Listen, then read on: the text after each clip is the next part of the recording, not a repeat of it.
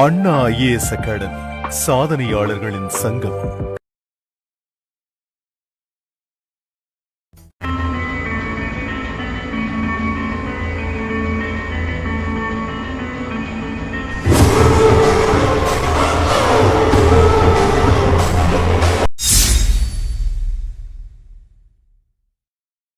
இப்போ பிசிஆர் எலைசா இந்த ரெண்டு டாப்பிக்கை தொடர்ந்து இந்த டாபிக் வந்து ஐவிஎஃப் அப்படின்ற டாப்பிக்கை நம்ம தொடர்ச்சியாக நம்ம பார்க்குறோம். என்ன செயற்கை முறை கருவுறுதல் அப்படின்னு சொல்லிட்டு சொல்லக்கூடியது இது இன்விட்ரோ ஃபெர்டிலைசேஷன் அப்படின்னு சொல்லிட்டு சொல்லக்கூடியதனுடைய ஒரு விரிவாக்கத்தினுடைய சுருக்கம் தான் அது ஐவிஎஃப் அப்படின்னு சொல்லிட்டு சொல்கிறோம். இதில் இருக்கக்கூடியது ஜஸ்ட் நம்ம புரிதல் ஏற்பட்டால் போதும். இதில் எது எதெல்லாம் நமக்கு கோராக இருக்குது அப்படின்னா எத்தனை நாட்கள் வந்து கரு பதித்ததை எடுத்து கருவுக்கு செலுத்துவாங்க, அதனுடைய எத்தனுடைய கால அவகாசம், அவங்களுக்கு ப்ரோஜெஸ்ட்ரான் அப்படின்ற அந்த டேப்லெட்டும் அந்த ஹார்மோன்ஸ் வரக்கூடிய மருந்துகள் வந்து கொடுக்கப்படுதா இல்லையா, என்னென்ன மாதிரியான உடல் ரீதியாக இருக்கக்கூடிய குறைபாடு இருக்கிறவங்களுக்கு இந்த முறை வந்து பயன்படுத்தப்படுகிறது. இது வந்து எல்லாருக்குமே வந்து சக்ஸஸான ஒரு விஷயத்தை ஏற்படுத்துமா, இதில் இருக்கக்கூடிய பின்விளைவுகள் என்ன, இதை பற்றின விஷயங்கள் மட்டும்தான் பார்க்க போகிறோம். கான்செப்ட் பேஸ்டாக மட்டும்தான் இது இருக்கும். டேட்டா வந்து ரொம்ப குறைவாக இருக்கும். ரொம்ப எளிமையான ஒரு டாபிக் நம்ம பார்க்கலாம். செயற்கை சோதனை முறை. செயற்கை சோதனை முறை கருவுறுதல் ஐவிஎஃப் அப்படின்றது ஒரு ஆய்வகத்தில் விந்தணுவுடன் கருமுட்டை கருத்தரிப்பதை உள்ளடக்கிய ஒரு செயல்முறை தான் இந்த செயல்முறை அப்படின்னு சொல்லிட்டு சொல்கிறோம். ஒவ்வொரு ஐவிஎஃப் சுழற்சி முடிக்க 2 அல்லது அதற்கு மேற்பட்ட வாரங்கள் ஆகும். இம்பார்ட்டண்ட்டான ஒரு செக்ஷன், 2லிருந்து அதற்கு மேற்பட்ட வாரங்கள் வந்து ஆகுது. ஒவ்வொரு ஐவிஎஃப் சுழற்சி முடிக்கிறதுக்கும் 2 அல்லது அதற்கு மேற்பட்ட வாரங்கள் வந்து எடுத்துக்கொள்கிறதா நம்ம இதை பற்றி பார்க்குறோம். இதை எது அப்படின்னு சொல்லிட்டு பார்க்கும்போது இந்த ஐவிஎஃப் அப்படின்றது ஐவிஎஃப் அப்படின்றது எதையெல்லாம் உள்ளடக்குனது அப்படின்னா, இப்போ ஒரு தம்பதி இருக்காங்க அப்படின்னா நிறைய சூழல்கள் மாறப்பட்டில் இருக்கக்கூடிய உணவு பழக்க வழக்கங்கள், அவங்களுடைய ஹெல்த்து, அவங்களுடைய ஊட்டச்சத்து குறைபாடாக இருக்கலாம், இது மாதிரியான எவ்வளவோ ரீசன்கள் இருக்கலாம். அது மாதிரியான சூழல்களால் குழந்தைகள் வந்து பெற்றிருக்க முடியாத ஒரு சூழல் ஏற்பட்டிருக்கலாம். விட்டமின் இ குறைபாடாக கூட இருக்கலாம். இது மாதிரி நிறைய ரீசன் நம்ம அடுக்கி கொண்டு போயிட்டே இருக்கலாம். இது மாதிரியான சூழலில் முதல் நிலையாக அவங்களுடைய இனப்பெருக்க ஹார்மோனை வந்து இன்டியூஸ் பண்ணுவாங்க, தூண்டுவாங்க. எப்படி தூண்டுவாங்க அப்படின்னு சொல்லிட்டு பார்க்கும்போது செயற்கையாக இருக்கக்கூடிய மருந்துகள் மூலமாக தூண்டுவாங்க. ஃபஸ்ட்டு இனப்பெருக்க ஹார்மோன்கள்னால் என்னன்னு தெரிஞ்சுக்கணும், சரிங்களா? அதாவது இனப்பெருக்க ஹார்மோன்கள் அப்படின்னா 2 விதமாக நம்ம பிரிக்கலாம், சரிங்களா? விந்தக செல், சரிங்களா? விந்தக செல், அண்ட செல் அப்படின்னு சொல்லிட்டு பிரியும். இந்த டெஸ்டோஸ்டிரான் அப்படின்னு சொல்லிட்டு சொல்கிறது ஆண்களுக்கு உண்டான இனப்பெருக்க கிளாண்டு, இனப்பெருக்க ஹார்மோன் அப்படின்னு சொல்லிட்டு நம்ம சொல்லலாம், சரிங்களா? இந்த கிளாண்டு வந்து விந்தணு, அதில் இருக்கக்கூடிய ஹார்மோன் வந்து டெஸ்டோஸ்டிரான். இந்த அண்டக சுரப்பியில் 3 விதமான ஹார்மோன்கள் வந்து சுரக்கும். என்னென்ன ஹார்மோன்கள் அப்படின்னு சொல்லிட்டு பார்த்தோம்னா, நம்பர் 1 ஈஸ்ட்ரோஜன்,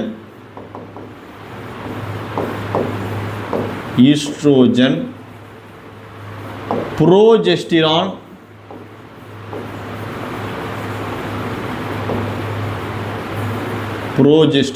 ஈஸ்ட்ரோஜன், புரோஜெஸ்டிரான். 3ஆவதாக இருக்கக்கூடியது ரிலாக்சின். இந்த 3 விதமான ஒரு கான்செப்டு, இந்த 3 விதமான ஹார்மோன்கள் வந்து இம்பேலன்ஸ்டாக இருந்தாலோ அல்லது இந்த 3 விதமான ஹார்மோன்களில் எதனா சுரப்பு குறைபாட்டு ஏற்பட்டாலோ அவங்களுக்கு வந்து ஒரு குழந்தையே பெற்றிருக்கக்கூடிய சூழல் வந்து முழுவதுமாக தவிர்க்கக்கூடும். இப்போது இந்த ஈஸ்ட்ரோஜனுடைய பணி என்ன அப்படின்னா, ஒரு பெண் குழந்தை பிறக்குது அப்படின்னா அந்த பெண் குழந்தை ஒரு குறிப்பிட்ட வயதிற்கு பிறகு அந்த பெண்ணுடைய அந்த கர்ப்பப்பையில் கருமுட்டைகளை வளர்வதை வந்து துவக்கிறது, அந்த கருமுட்டை வளர்வதை வந்து துவக்கிறது தான் இதனுடைய முக்கிய வேலையாக இருக்குது. அப்போ இனிஷியேட் டு ஓவரின் செல், அந்த ஓவரின் செல்லை வந்து துவக்கணும். அந்த செல்கள் வந்து முழுமையாக வளர்ச்சி அடைந்த பிறகு அந்த சைக்கிளிங் டே, மென்சுரல் சைக்கிளிங் டே 28 நாளிலிருந்து 32 நாட்களுக்கு உட்பட்ட அந்த நாட்களில் ஒவ்வொரு பெண்மணிகளுக்கும் நடைபெறக்கூடிய எல்லாரும் அறிந்த ஒரு விஷயம். அப்போது அந்த சூழலில் அந்த கருமுட்டை வெடித்து மாதவிடாய் சுழற்சி ஏற்படணும். அந்த மாதவிடாய் சுழற்சியை சரியான முறையில் பேணி காப்பது எதுனா புரோஜெஸ்டிரான். ஒன்று மாதவிடாய் மென்சுரல் சைக்கிளையும் இது வந்து சரியான முறையில் பாதுகாக்கும், மெயின்டைன் பண்ணும். அப்படி இல்லை அப்படின்னா குழந்தை கருவுற்றிலிருந்து முதல் மாதத்திலிருந்து 9 மாதங்கள் அந்த குழந்தை பெற்றோர்கள் சில நாட்கள் 9 மாதம் முடிந்து சில நாட்கள் சில வாரங்கள் வரையும் அந்த குழந்தையை முழுமையாக பாதுகாக்கக்கூடிய 2 வேலையை பார்க்குறதா புரோஜெஸ்டிரான் அப்படின்னு சொல்லிட்டு சொல்லக்கூடியது.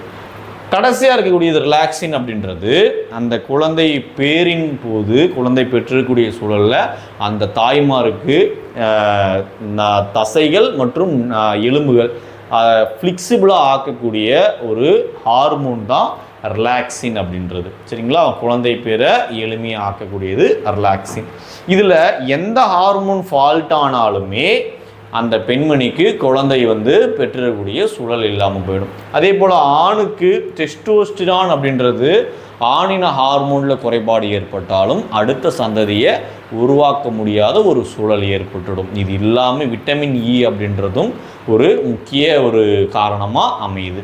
இந்த சூழல்கள் இல்லாமல் வேறு என்னென்ன சூழல்களால் ஏற்படுது அப்படின்ற விஷயங்களும் இதனுடைய படிநிலைகளை நம்ம பார்க்கலாம்.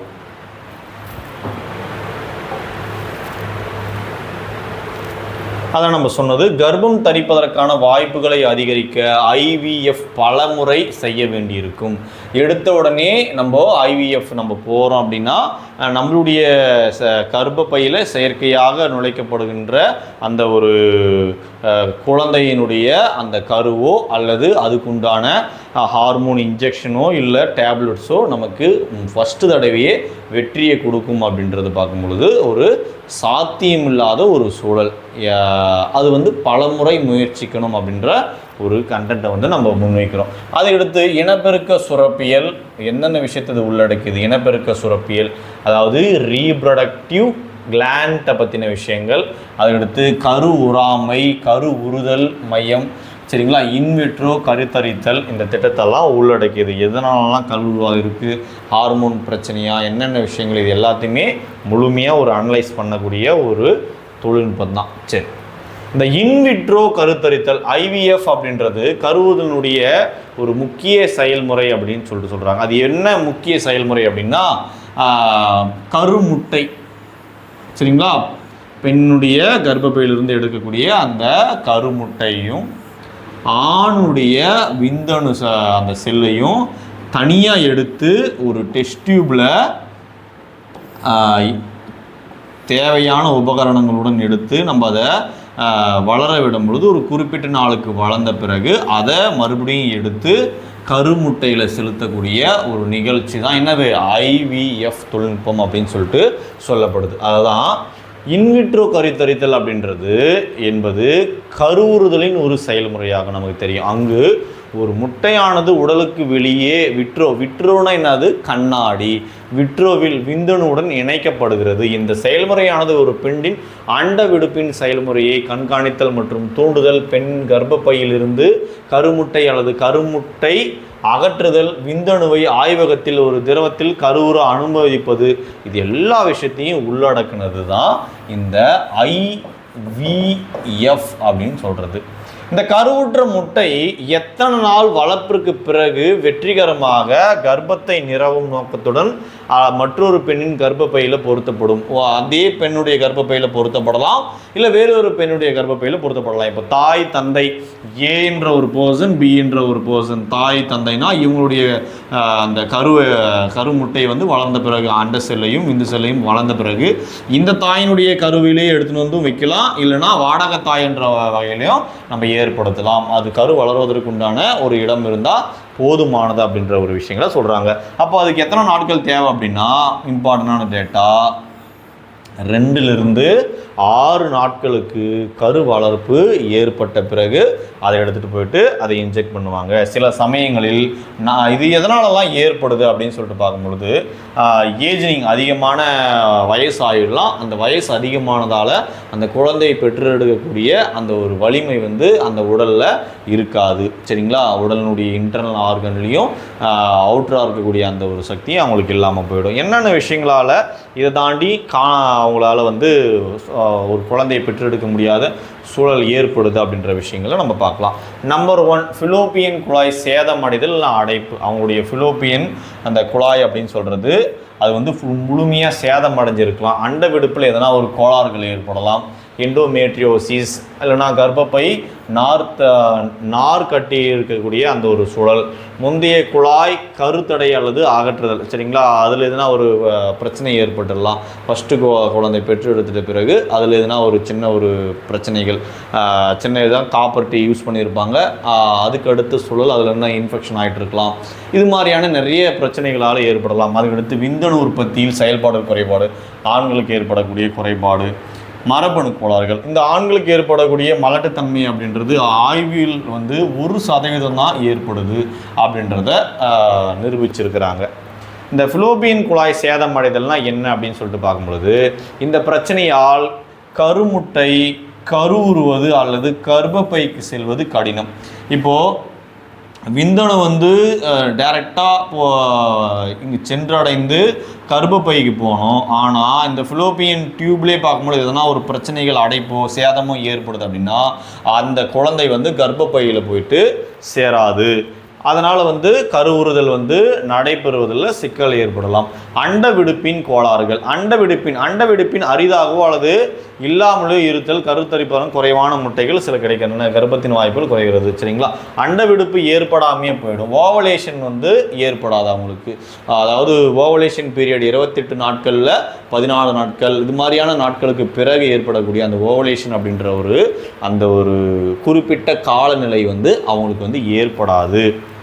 அதுக்கடுத்து எண்டோமேட்ரியோசிஸ் அப்படின்றது என்னென்னா, கர்ப்பப்பை திசு உள் வைக்கப்பட்டு கருப்பைக்கு வெளியே வளரும் போது இது நிகழ்கிறது. பெரும்பாலும் கர்ப்பப்பைகள், கருப்பை மற்றும் ஃபிலோப்பியன் குழாய்கள் செயல்பாட்டை பாதிக்கிறது. வெளியவே இருந்துடும். எண்டோமேட்ரியோசிஸ் அப்படின்றது இந்த யூட்ரஸ் இருக்குது, கர்ப்பப்பை இருக்குதுன்னா கர்ப்பப்பைக்கு வெளியவே கருவுறுதல் உண்டான சூழல் ஏற்படும். முந்தைய குழந்தை கருத்தடை அல்லது அகற்றுதல், அதாவது ஒருவருக்கு கருத்தடைக்கான அறுவை சிகிச்சை இருந்தால் அதில் அவரது இந்த ஃபிலோப்பியன் குழாய் வெட்டப்பட்டிருந்தால் அல்லது கர்ப்பத்தை நிரந்தரமாக தடுக்கும் வகையில் தடுக்கப்பட்டிருந்தால் மற்றும் கருத்தரிக்க அந்த விரும்பினால் IVF அப்படின்ற அந்த கருத்தடைக்கான ஒரு அறுவை சிகிச்சை வந்து மாற்றாக இருக்கிறதுனா சூழல் இருக்குது. சரிங்களா, அவங்க வந்து ஆப்ரேஷன் பண்ணிட்டு இருப்பாங்க, இருந்தாலும் குழந்தைகள் தேவைப்படுது, அந்த குழந்தை வந்து தவறுதலாக வந்து கை நழுவி போயிருக்கலாம், இல்லை எவ்வளோ ஒரு சூழ்நிலை இன்னொரு குழந்தை தேவைப்படும்ன்ற அந்த ஒரு நிர்பந்தத்துக்கு ஆளாகும் பொழுது இந்த ஒரு தொழில்நுட்பத்தை பயன்படுத்தி குழந்தைகள் வந்து நம்ம பெறலாம். அதுக்கடுத்து குறைபாட்டுள்ள விந்தணு உற்பத்தி அல்லது செயல்பாடு, அதில் எதுனா குறைபாடு இருக்குது அப்படின்னு சொல்லிட்டு பார்க்கும்பொழுது அந்த ஆண்களுக்கு குழந்தையை வந்து உற்பத்தி செய்ய முடியாத அளவுக்கு ரொம்ப வீக்னஸாக இருக்குது உயிரணுக்கள் அப்படின்னா இந்த முறையை வந்து பயன்படுத்தலாம். மரபணு கோளாறு, ஒருவருக்கு மரபியல் ரீதியாக குறைபாடுகள் தான் இருக்கலாம், அது வந்து அந்த குழந்தைக்கு வரக்கூடாது அப்படின்னா அவங்களுடைய அந்த கரு வளர்வதற்கு முன்னாடி அதை வந்து சரி செய்து கரு வந்து தூய்மையான அளவில் அவங்களுக்கு வந்து பெறலாம். சரிங்களா, சரி, இந்த படிநிலைகள் என்னென்ன படிநிலைகள் இருக்குது அப்படின்னு சொல்லிட்டு பார்க்கும்போது ஃபஸ்ட்டு கர்ப்பப்பை அந்த கருப்பையை வந்து தூண்டுதல். சரிங்களா, இந்த கருப்பையை தூண்டுறது அப்படின்னு சொல்லிட்டு பார்க்கும்பொழுது என்ன அப்படின்னா, அந்த கருப்பை வந்து முழுமையான அளவில் ஒரு குழந்தையை சுமக்கக்கூடிய தன்மை இருக்கா, அதில் எல்லா ஹார்மோன்ஸ் வந்து சரியான முறையில் செக்ரேட் ஆகுதா, முக்கியமாக பார்க்கும்போது குழந்தை கருவளர்ச்சிக்கு தேவையானது என்ன ஹார்மோன். சரிங்களா, இந்த ஈஸ்ட்ரோஜன் ப்ரோஜெஸ்டிரான் சொல்லிட்டு சொல்லக்கூடியதில் ப்ரோஜெஸ்டிரான் அப்படின்ற ஹார்மோன் வந்து ரொம்ப இன்றியமையாது. அதெல்லாம் சரியான முறையில் அவங்களுக்கு செக்ரேஷன் ஆகுதான்னு பார்க்குறது. முட்டை மீட்பு, அவங்களுடைய கருமுட்டையை வந்து மீட்பாங்க. சரிங்களா, கருமுட்டையை வந்து மீட்டு அதுக்கப்புறம் என்ன பண்ணுறாங்க, அண்டச்செல்லையும் விந்து செல்லையும் இணைக்கிறாங்க. அது ஒரு குறிப்பிட்ட நாட்களுக்கு பிறகு 2 to 6 நாட்களுக்கு பிறகு வளர்ச்சி அடையும். இதை வந்து அவங்களுடைய கர்ப்பப்பையில் இன்செர்ட் பண்ணும்பொழுது அவங்களுக்கு உண்டான சரியான மாத்திரைகள் மருந்துகள் தொடர்ந்து எடுக்கும் பொழுது அவங்களுடைய கரு வந்து சரியான முறையில் குழந்தை பேர் ஏற்படும். அதுதான் இந்த இடத்துல கருத்தரித்தல், கரு பராமரித்தல், இந்த ஒரு விஷயங்கள் மூலமாக கருத்தரித்து அந்த கரு வந்து எப்படி பரிமாற்றப்படுது அப்படின்ற விஷயங்களை நம்ம பார்க்குறோம். ஒரு நேரம் பார்த்தது அதுதான். சரிங்களா, அண்ட விடுப்பின் தூண்டுதல் ஐவிஎஃப்பின் மூலம் இந்த ஒரு விஷயத்தில் பெண் தனது சொந்த முட்டைகளை பயன்படுத்தினால் சுழற்சியின் தொடக்கத்தில் அவரது கர்ப்பப்பைகள் பல முட்டைகளை உற்பத்தி செய்து தூண்டுவதற்கு செயற்கை ஹார்மோன்கள் மூலம் சிகிச்சை தொடங்கப்படும். அந்த ஹார்மோன்கள் பற்றி தான் நம்ம ஸ்டார்டிங்கில் சொல்லிட்டோம். என்ன ஹார்மோன்?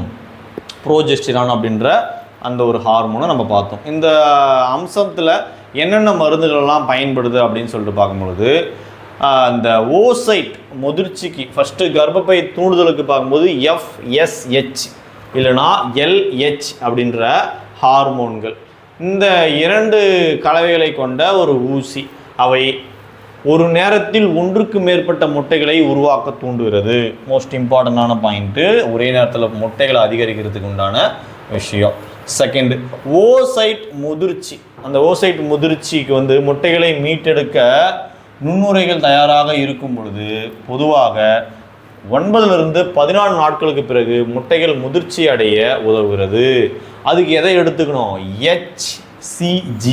இந்த HCG அப்படின்றது என்ன அப்படின்னா, ஒரு பெண்மணி கர்ப்பமுற்று இருக்கிறாங்க அப்படின்னா அவங்களுடைய பிளட் சாம்பிள்லையும் யூரின் சாம்பிள்லையும் அதிக விதமான HCG அப்படின்ற ஹார்மோன்கள் வந்து இருக்கிறதுனால தான் இந்த டபுள் லைன் வந்து காட்டுறது. அந்த இதெல்லாம் நம்ம பார்ப்போம். சரிங்களா, அந்த SCG வந்து எடுக்கக்கூடிய. அப்புறம் கருப்பையின் புறணியை தயார் செய்யறதுக்காக கருமுட்டை மீட்டெடுக்கும் நாளிலோ அல்லது கருவை மாற்றும் நேரத்திலோ கருப்பையின் புறணி உள்ளமைப்பு வைக்கும் ஏற்றவாறு நல்லா தெரிஞ்சுங்க, நம்ம ரிப்பீட்டடாக சொன்ன ஹார்மோன் தான் ப்ரோஜெஸ்டிரோன் அப்படின்ற அந்த ஒரு விஷயத்தை அந்த மருந்து நம்ம எடுக்கிற மாதிரியான சொல்ல இருக்கும். முட்டையை மீட்டெடுக்க தயாராகிறதுக்கு எவ்வளோ நாட்கள் தேவைப்படுது? 1லிருந்து 2 வாரங்கள் வந்து தேவைப்படுது. சரிங்களா, அதுக்கடுத்து பார்க்கும்போது அல்ட்ராசவுண்ட் முறையில் பார்க்கும்பொழுது வளர்ச்சியை வந்து கண்காணிக்கிறது. இதெல்லாம் நமக்கு தெரிஞ்ச ஒரு அமைப்புகள் தான். அதுக்கடுத்து முட்டை மீட்பு எவ்வளவு மணி நேரங்கள் அப்படின்னா, இறுதி ஊசிக்கு பிறகு 34 மணி நேரத்திலிருந்து 36 மணி நேரத்திற்கு மற்றும் அண்ட விடுப்பின் மூலம் இது செய்யலாம். முட்டை மீட்டெடுக்கும் போது மயக்க மருந்து கொடுக்கப்பட்டு வலி மருந்து கொடுக்கப்படும். அந்த அவங்களுடைய கருமுட்டை மீட்டெடுக்கும் பொழுது அவளை வந்து அனஸ்டேசியா மருந்து வந்து கொடுக்கப்படும். சரிங்களா, அவ்வளோதான். அதுக்கடுத்து பார்க்கும்பொழுது அவங்களுடைய வெஜினல் மூலமாக பார்க்கும்பொழுது அவங்களுக்கு கருமுட்டைகள் வந்து செலுத்துவாங்க. சரிங்களா, அந்த டிரான்ஸ் வெஜினல் அல்ட்ராசவுண்ட் ஆஸ்பிரேஷன் என்பது வழக்கமாக மீட்டெடுக்கும் முறையாகும். சரி, இதில் இன்னொரு நமக்கு எக்ஸாம்பிள் என்ன, 4 செஷன் சுமார் 20 நிமிடங்களில் பல முட்டைகளை அகற்றலாம். சரிங்களா, அந்த ஒரு ப்ராசஸில் பல முட்டைகளை அகற்றக்கூடிய ஒரு சூழல் இருக்குது. சரி, இதுவரையும் நம்ம முட்டைகளை வந்து பிரித்தெடுக்கக்கூடிய அந்த ஒரு அமைப்பை நம்ம பார்த்தோம். விந்தணு மீட்பும் அதே போல தான். சரிங்களா, விந்தணு முட்டை மீட்டெடுக்கும் வேளையில் மருத்துவமனையில் அவர் விந்தணு மாதிரியை வழங்குவார். சரிங்களா, இது வந்து பிரித்தெடுக்கக்கூடிய முறைகள் பிரித்தெடுத்துடுறாங்க. அதுக்கப்புறம் கருத்தரித்தல், இவ்வளோ நேரம் நம்ம சொன்னது தான். ஊசிகள் மூலமாக அவங்களுடைய கர்ப்பப்பையில் கரு வந்து அதில் வந்து செலுத்தப்படுது. சரிங்களா, மீட்கப்படுறதுக்கு உண்டான நாட்கள் வந்து நம்ம ஆல்ரெடி நம்ம பார்த்தது தான். இதனுடைய முடிவுகள் ரிசல்ட்டு பார்க்கும்பொழுது சுமார் 12 நாட்கள், அதாவது 2 வாரங்களுக்கு பிறகு, அப்ராக்சிமேட்டாக 14 இல்லாமல் அதுக்கு முன்னாடி 2 வாரங்களுக்கு பிறகு கரு உற்றதை கண்டறியும் அந்த நோயாளியினுடைய ரத்தம் மாதிரி வந்து பரிசோதிப்பாங்க. சரிங்களா, அப்படி பரிசோதிக்கும் போது அதில் HCG அதிகமாக இருக்கா, குழந்தை கருவுற்றிருக்கா அப்படின்ற விஷயங்கள் பார்க்கும்போது கண்காணிப்பாங்க. சரிங்களா, கரு ஏற்படலை அப்படின்னா ப்ரோஜெஸ்டிரான் எடுத்துக்கிறத நிறுத்திடணும். சரிங்களா, கரு உற்று இருந்தால் மட்டும்தான் ப்ரோஜெஸ்டிரானை நம்ம எடுத்துக்கணும். அதான் அந்த இடத்துல நம்ம பார்ப்போம், கருவுற்ற நிலையில் மட்டும்தான் ப்ரோஜெஸ்டிரான் எடுக்கிறத இருக்கணும், கரு இல்லைன்னா எடுத்துக்க கூடாது. சரி, இது மாதிரியான சூழல்களில் இது எல்லாருமே செய்யலாமா? அழகு குறைஞ்சிரும், இல்லைனாக்கா ரொம்ப ஏஜாக ஆகிடுவேன், இது ஈஸியாக இருக்கே அப்படின்னா இதுலேயும் நிறைய சைடு எஃபெக்ட்ஸ் வந்து காணப்படுது. என்னென்ன சைடு எஃபெக்ட் அப்படின்னு பார்க்கும்பொழுது பேசிக்காக தலைவலியிலிருந்து இது மாதிரி நிறைய விஷயங்கள் வந்து காணப்படுது. அதில் என்னென்னலாம் இருக்குது அதனுடைய விஷயங்கள்னால், பல பிறப்புகள் ஏற்படலாம், முன்கூட்டியே பிரசவம், குறைந்த எடையுடன் குழந்தை வந்து பிறக்கிறது ஏற்படலாம். சரிங்களா? இந்த குழந்தைகளுக்கு பார்க்கும்பொழுது ஊசி மூலம் கருவுறுதல் மருந்துகளை பயன்படுத்துறதுனால வயிற்றில் வந்து வலி, குமட்டல், வாந்தி இது மாதிரியான சூழல் ஏற்படலாம். கரு சிதைவு ஏற்படுறதுக்குண்டான வாய்ப்புகள் 15-20% வந்து ஏற்படுறதுக்கு உண்டான வாய்ப்புகள் அதிகமாக இருக்குது. அதுக்கடுத்து முட்டைகள் மீட்டெடுக்கக்கூடிய செயல்முறை வந்து முட்டைகள் மீட்டெடுக்கக்கூடிய செயல்முறையில் சிக்கல்கள் அதிகமாக இருக்குது. ஊசியை பயன்படுத்துவதன் மூலமாக அவங்களுடைய உடல் ரீதியான நிறைய தொய்வுகள் வந்து காணப்படுறதுக்கு வாய்ப்புகள் அதிகமாக இருக்குது. அதுக்கடுத்து எண்டோஃபிக் கர்ப்பம் ஆல்ரெடி நம்ம பார்த்தது தான். சரிங்களா? ஃபிலோப்பியன் குழாயிலே ஏற்படக்கூடிய அந்த ஒரு சூழல், குழந்தைகள் வந்து அதிக நாள் வந்து அதில் வளர முடியாத சூழல் வந்து ஏற்படும். பிறப்பு குறைபாடு ஏற்படும், தொற்றுநோய் வந்து பரவலாம். சரிங்களா? கர்ப்பப்பையில் இருக்கக்கூடிய இவ்வளவு நெருடலான சூழல்கள் வந்து அதிகமாக இருக்குது. அதுக்கடுத்து 8 செல் நிலைக்கு மேற்பட்ட கருவை கர்ப்பப்பையினுள் செலுத்தும் முறை கருமாற்று தொழில்நுட்பம் எனப்படும். சரிங்களா? எவ்வளவு அதுக்கு உண்டான சைட் எஃபெக்ட் இருக்குதுன்னு சொல்லிட்டு நிறையா நம்ம பார்த்துட்டோம். இது ஒரு இம்பார்ட்டண்ட்டான ஒரு பதிவு. சரிங்களா? அதுக்கடுத்து பார்க்கும்பொழுது கருப்பையினுடைய இடமாற்றம், என்னென்னலாம் இடமாற்றம் பண்ணுறாங்க, அண்ட நாளத்தினுடைய இணைச்சல், இவ்வளோ நேரம் நம்ம ஒன் பை ஒன்னாக பார்த்ததை தனித்தனியாக நம்ம கொடுத்துருப்போம். அண்ட செல் சைகோட் எப்படி செல்களுடன் செலுத்துகிறாங்க, அது எப்படி ஒன் பை ஒன்னாக வளர்ச்சி அடையுதுன்ற விஷயங்கள் மீ ஒளி மூலமாக கண்காணிக்கிறது, இது எல்லாத்தையுமே நம்ம ஒன் பை ஒன்னாக நம்ம பார்க்குறோம். சரிங்களா? கடைசியாக இருக்கக்கூடியது என்ன, இந்த ஒரு இதை மட்டும் நோட் பண்ணிக்கலாம். என்ன அப்படின்னா, இந்த மீ ஒளி மூலமாக பார்க்கும்பொழுது குழந்தையினுடைய அந்த எப்படி வளருது அப்படின்ற விஷயங்களை கண்காணிக்கலாம். இப்படி இந்த பாக்ஸில் கொடுத்துருக்கிறது, அதாவது 2D 3D 4D அப்படின்ற நிலையில் முப்பரிமாண காட்சியை பார்க்கலாம், குழந்தையினுடைய வளர்றதுடைய அமைப்பை பார்க்கலாம். இது மாதிரியான எல்லா விஷயத்தையுமே நீளம், அகலம், எவ்வளோ அளவில் அந்த குழந்தை வந்து இருக்குன்ற விஷயங்களை நம்ம பார்க்கலாம். சரி, அந்த கரு கண்காணிப்பினுடைய கருவிகளை நம்ம பார்க்குறோம். இக்கருவியை கொண்டு வளர்கருவினுடைய இதய துடிப்பின் விதத்தை வந்து நம்ம கண்காணிக்கலாம். வளர்கருவின் சராசரி இதய துடிப்பு வீதம் நிமிடத்திற்கு, இது வந்து எக்ஸாம்பிள் கேட்கக்கூடிய வாய்ப்புகள் இருக்குது, நிமிடத்திற்கு 120லிருந்து 160 துடிப்புகள் வந்து இருக்கணும். சரிங்களா? இயல்புக்கு மாறாக ரத்த துடிப்பு, ஆக்சிஜன் பற்றாக்குறை எல்லாம் பல பிரச்சனைகளால் ஏற்படக்கூடியது இந்த கருவி மூலமாக நம்ம என்ன பண்ணலாம், காட்டலாம். இந்த கருவி மூலமாக நம்ம கண்காணிச்சிக்கலாம் இதயத்தில் எதுனா ஃபால்ட் எதுனா இருக்கா அப்படின்ற ஒரு சூழல். அதுக்கடுத்து டாப்லர் கருவி. டாப்லர் அப்படின்றது நம்ம ஃபிசிக்ஸில் நம்ம பார்ப்போம். டாப்லர்னால் என்னது, 2 விதமான ஒரு விஷயத்தை நம்ம பார்ப்போம். ஒன்று லிசனர், சவுண்டு சோர்ஸு. ட்ரெயினை வந்து சொல்லியிருப்பாங்க. அதுக்கு நம்மக்கிட்ட நம்மளுடைய அருகிலிருந்து ஒரு பொருள் வந்து கடக்குது அப்படின்னா அருகில் இருக்கும்போது ஒளி அதிகமாகவும், தொலைவில் இருக்கும்போது ஒளி வந்து குறைவாக இருக்குன்ற ஒரு பேசிக்கான கான்செப்டை உள்ளடக்கணும் தான் டாப்லர் விளைவு. இந்த டாப்லர் கருவி என்னும் கை அடக்கமான கண்காணிப்பு கருவி வளர்கருவின் இதய துடிப்பு வீதத்தை அந்த ஹார்ட் பீட்டுடைய ரேஷியோ வந்து கண்காணிக்கிறதுக்கு பயன்படுது. பெரும்பாலும் மகப்பேறின் போது தொடர் மின்னணு கரு கண்காணிப்பு செயல்படுத்தப்படுகிறது. சரிங்களா? இதில் இருக்கக்கூடிய இம்பார்ட்டண்ட்டான கோர் செஷன்ஸை நம்ம பார்த்துருக்கோம். இந்த செஷன்ஸ் வந்து உங்களுக்கு புரிஞ்சிருக்குன்னு நம்புகிறோம். தேங்க்ஸ் ஃபார் வாட்சிங் திஸ் வீடியோ. நன்றி.